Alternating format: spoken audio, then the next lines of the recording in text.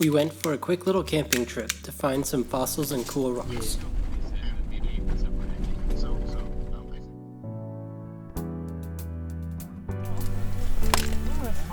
If I hadn't found a bigger piece, look, that one would have been good. What? Yeah.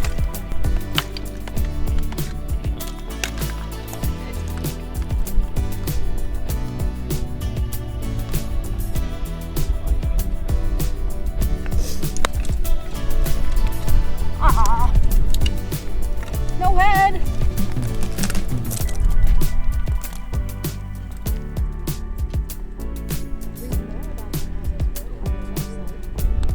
It suddenly got very windy, and the wind never really stopped for the rest of the camping trip.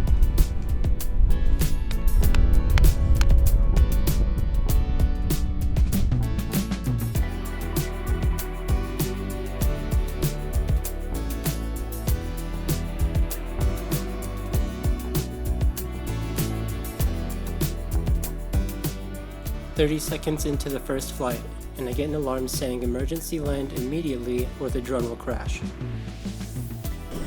The next day, it was still very windy. Happy summer.